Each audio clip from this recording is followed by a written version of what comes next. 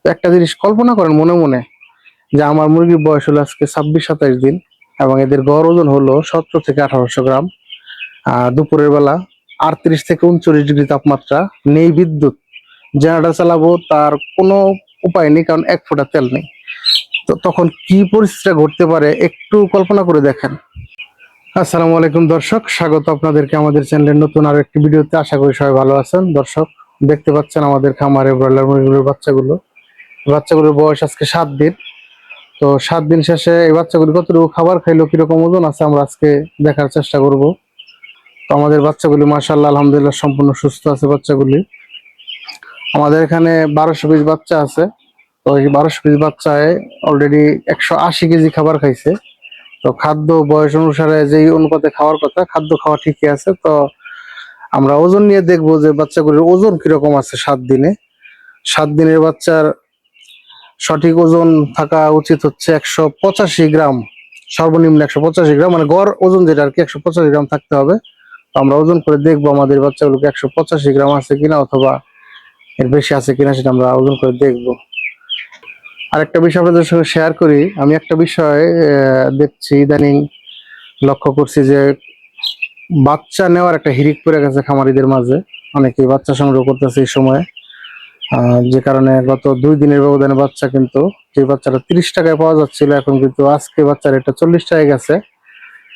তো নিতে পারেন, সমস্যা নাই, তবে একটা জিনিস মাথায় রাখতে হবে যে আগামীতে বাজারটা কিরকম থাকবে। দেখেন, গত 2 দিন আগে যে বাজারটা, গত শুক্র শনিবারে কিন্তু 160-65 টাকায় ব্রয়লার বাজার ছিল, আজকে কিন্তু 2 দিনের ব্যবধানে কিন্তু 145 থেকে 50 টাকায় নেমে আসছে। আগামীকালকে পয়লা বৈশাখ, তো পয়লা বৈশাখ উপলক্ষে কিন্তু সবসময় দাম কিছুটা বাড়তি থাকে। সেই জায়গায় কিন্তু এবার 2 দিনের ব্যবধানে কিন্তু দামটা কিন্তু কমে গেছে 10 থেকে 15 টাকা পার কেজিতে। তো আপনারা যারা এখন বাচ্চা সংগ্রহ করতেছেন বেশি দাম দিয়া, তো এই বাচ্চাগুলি যখন রেডি হবে তখন কিরকম বাজার পাবেন বিষয়টা মাথায় রাখা উচিত। কারণ সামনে কিন্তু প্রচুর গরম থাকতে পারে, এবং গরমের মাঝে কিন্তু মুরগি ধরে রাখা সম্ভব হয় না, যে কারণে মুরগিগুলো কিন্তু বিক্রি করে দিতে হয় খুব দ্রুত। আর যেহেতু গরম থাকবে বেশি, তো সেই জন্য বাজার কম থাকার সম্ভাবনাই বেশি। তো যাই হোক, আমরা এখন আমাদের বাচ্চাগুলো ওজন করে দেখবো যে আমাদের 7 দিন বয়সের বাচ্চা কিরকম ওজন আছে এবং সঠিক ওজন আছে কিনা। আমরা অল্প কয়েকটা বাচ্চা ওজন করে দেখবো।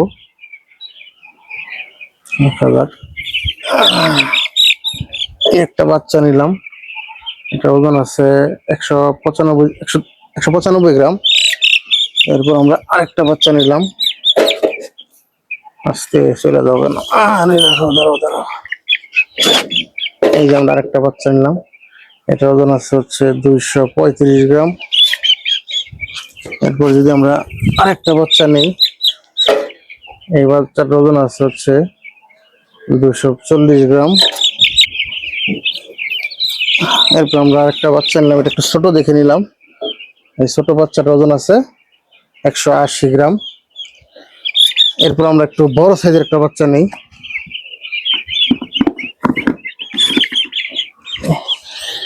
এই বাচ্চাটা 250 গ্রাম।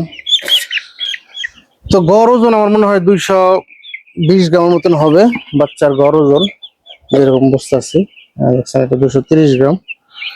তো দর্শক, দেখলেন আমাদের বাচ্চাগুলির ওজন এবার এসে 220 গ্রাম প্লাস হবে। 7 দিন বয়স, 1200 মুরগিতে 180 কেজি খাদ্য খাইছে। তো ভিডিওটা শেষ করবো একটা হতাশার খবর দিয়ে। সেটা হচ্ছে, আমি কিন্তু এবার বাচ্চা তোলার পর থেকেই হতাশ, এবং হতাশ হওয়ার কারণটা কি সেটা আপনাদেরকে একটু ব্যাখ্যা করি। এই যে দেখেন, বর্তমানে কিন্তু প্রচন্ড গরম পড়তেছে। আজকে কিন্তু 35 ডিগ্রি তাপমাত্রা ছিল। সামনে যে গরম আরো বাড়বে এতে কোনো সন্দেহ নেই। তো গরম যখন বাড়বে সামনের দিনগুলোতে, যখন আমার মুরগি বড় হবে, তখন কিন্তু এদের তাপমাত্রা স্বাভাবিক করার জন্য কিন্তু আমাকে ফ্যান চালাইতে হবে।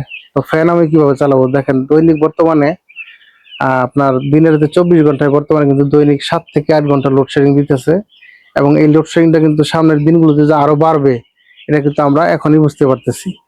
আর এই লোডশেডিং যখন চলবে, তখন কিন্তু জেনারেটর যে চালাবো, আমার জেনারেটর আছে, জেনারেটর যে চালাবো তার কোনো উপায় নেই, কারণ কোনোভাবেই কোথাও থেকে তেল আমি সংগ্রহ করতে পারতেছি না, কোথাও আমি তেল পাচ্ছি না। কাজে আমি জেনারেটর যে চালাতে পারবো না, সেটা বুঝতে পারতেছি এখন থেকেই।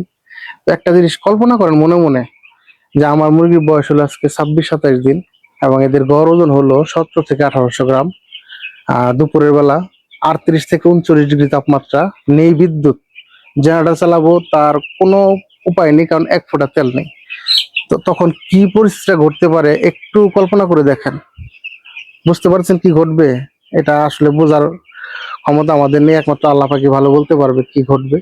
তো যাই হোক, আল্লাহ পাক উত্তম ফয়সালাকারী, উনি কোনো না কোনো ভাবে অবশ্যই একটা না একটা রাস্তা তৈরি করে দেবেন, এবং আমরাও সবাই সবার জন্য দোয়া করবো যাতে আমরা এই সংকট থেকে বের হতে পারি। তো যাই হোক, ভিডিওটা যদি ভালো লাগে অবশ্যই লাইক করবেন, শেয়ার করবেন, কমেন্ট করে জানিয়ে দিবেন আপনার মন্তব্য, মতামত এবং পরামর্শ।